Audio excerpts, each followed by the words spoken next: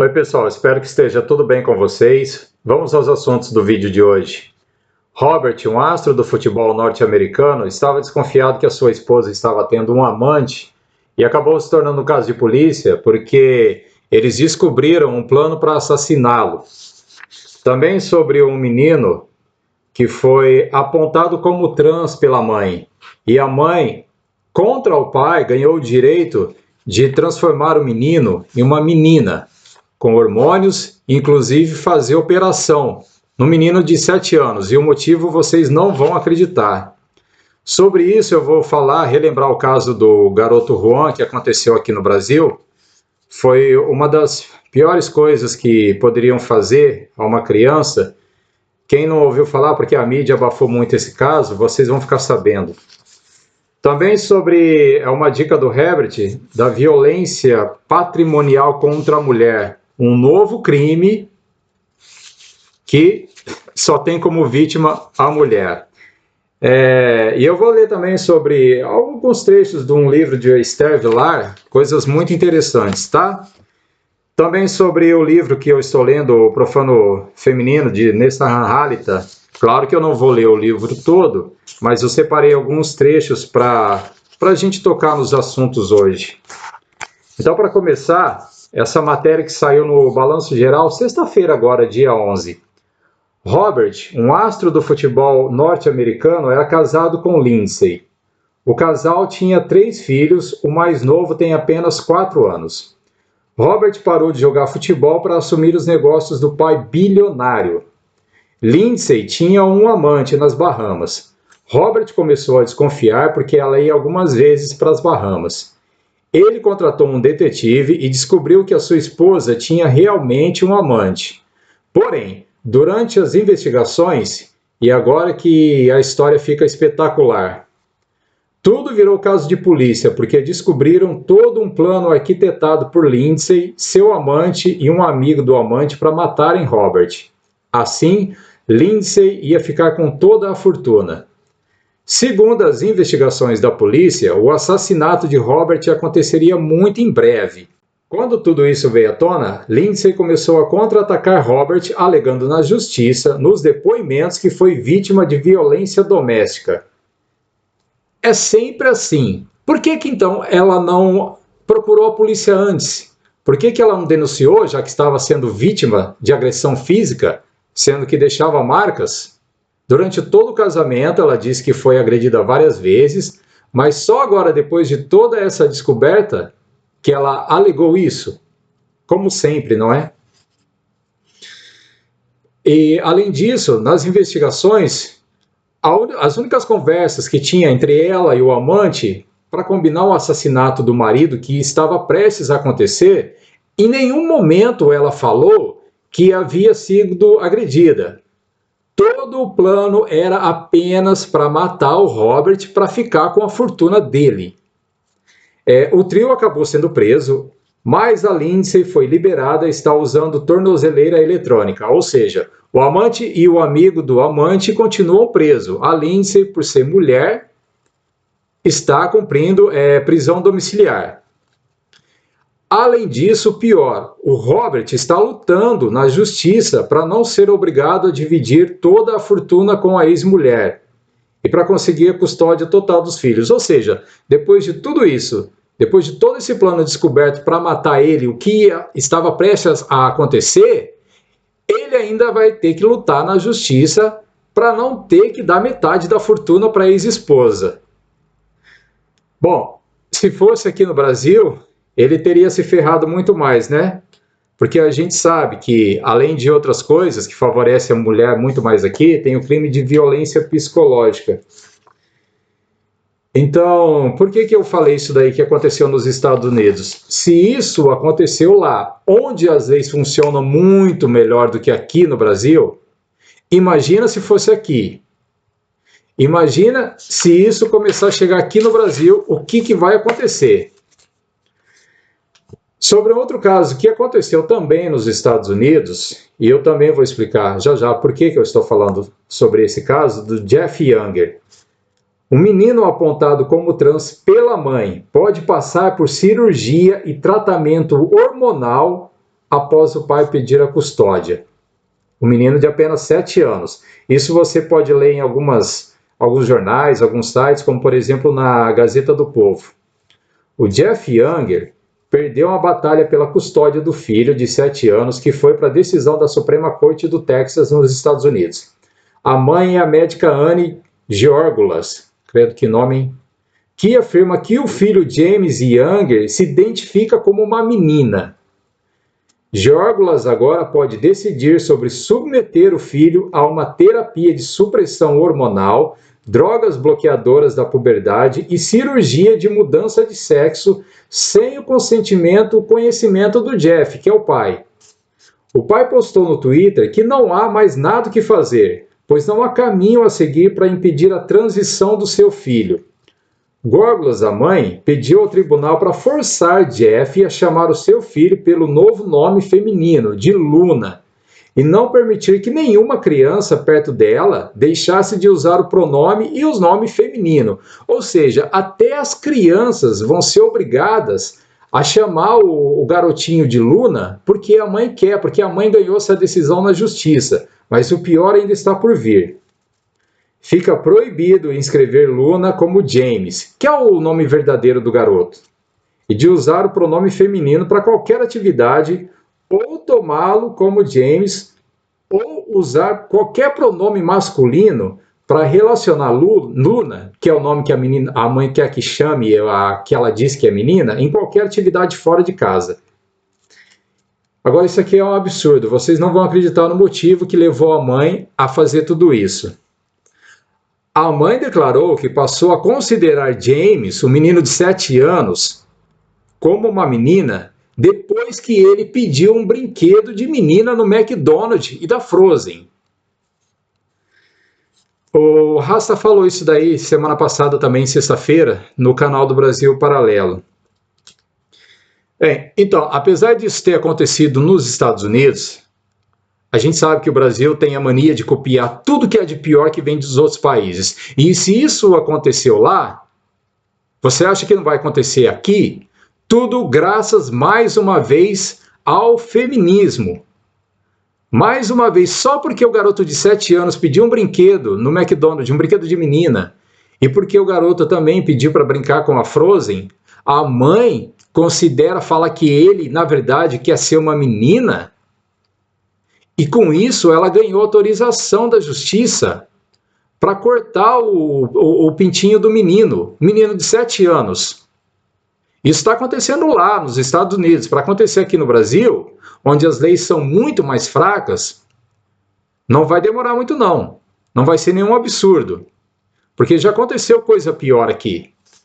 Coisa pior que eu falei para vocês sobre o caso Juan, que aconteceu em 2019. Provavelmente vocês ouviram falar. Eu digo provavelmente porque nesses casos em que mulheres cometem crime contra homens, a mídia tende muito a abafar. Vocês sabem o porquê.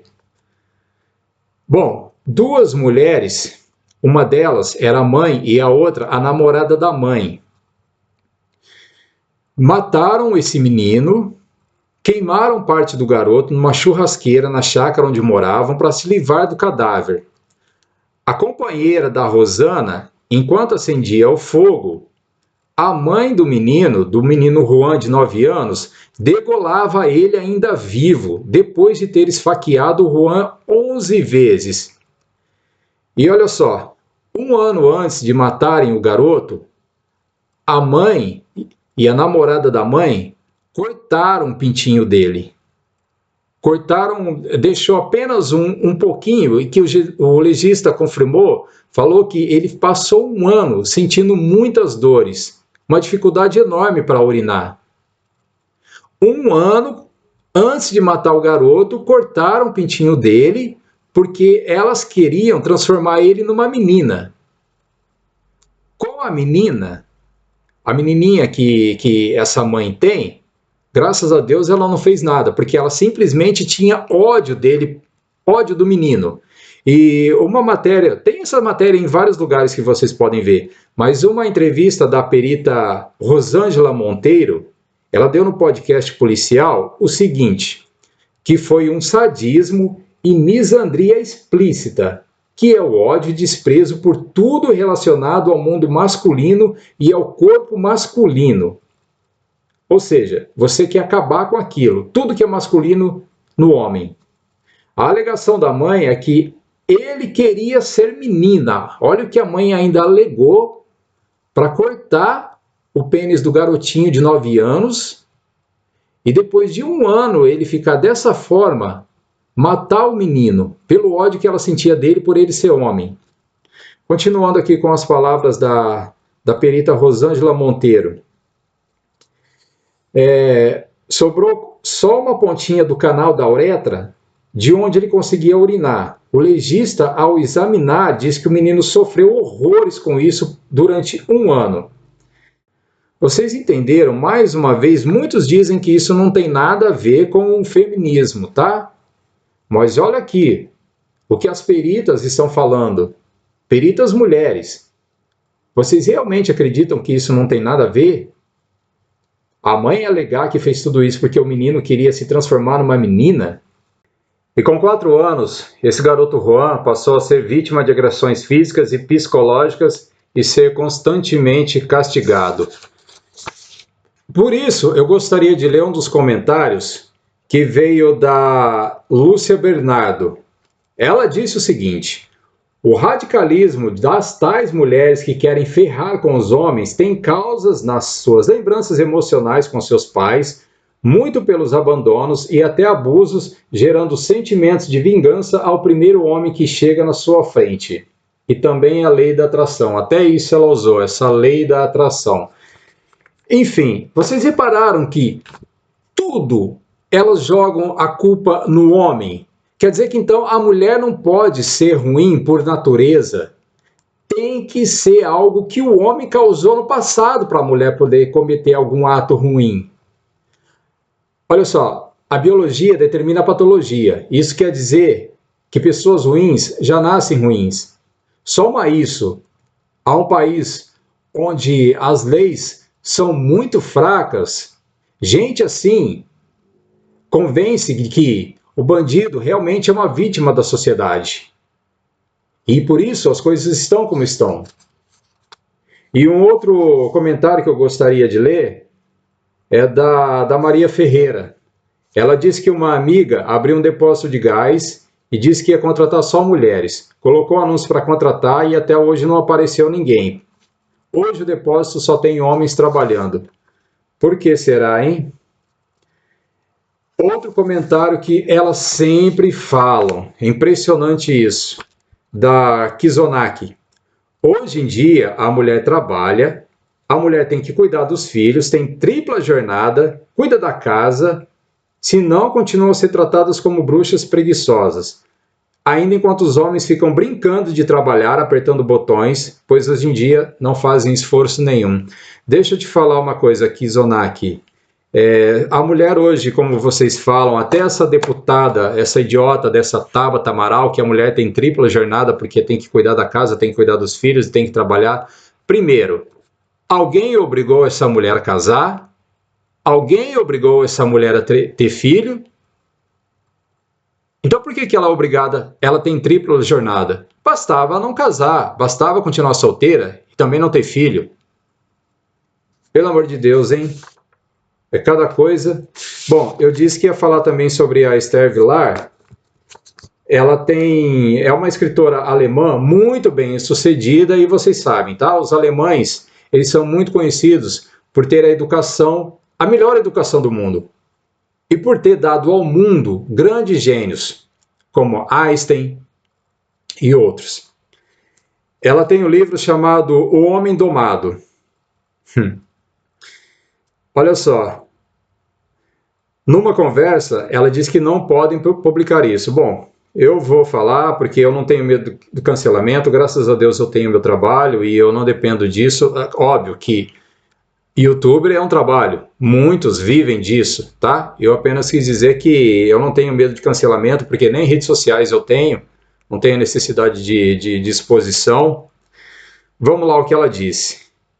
Por que as mulheres não fazem uso de seu potencial intelectual? Pela simples razão que elas não precisam. não é essencial para a sobrevivência de uma mulher. É possível que uma mulher bonita tenha menos inteligência do que um chimpanzé e ainda seja considerada um membro aceitável na sociedade. Isso porque ela não conheceu o Brasil, tá? Porque senão ela saberia que mesmo uma mulher burra e feia poderia até se tornar presidente. Bom, em O Homem Domado, Vilar argumenta que as mulheres não são oprimidas pelos homens, mas os controlam em um relacionamento que é vantajoso a elas, mas do qual a maioria dos homens não toma consciência. Algumas das estratégias descritas no livro são atrair o homem com sexo, usando estratégias de sedução, usar o elogio para controlar homens, admirando e administrando com cuidado, usar chantagem emocional como meio de controlar os homens, uso de amor e romance como um pretexto para disfarçar suas verdadeiras intenções e motivos. E eu li isso num dos últimos vídeos, tá? Tá até aqui no livro do Nessahan Alitan. É uma parte aqui bem interessante, ó, que ele pede para vocês, homens, compreenderem de uma vez por todas.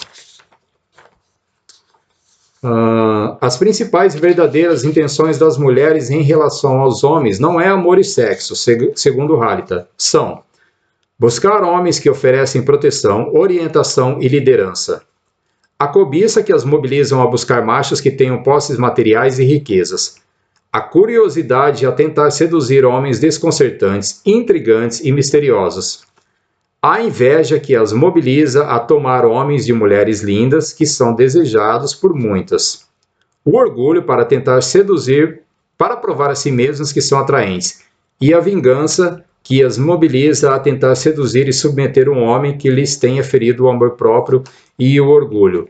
Como ele mesmo ressalta, claro que há exceções, não é?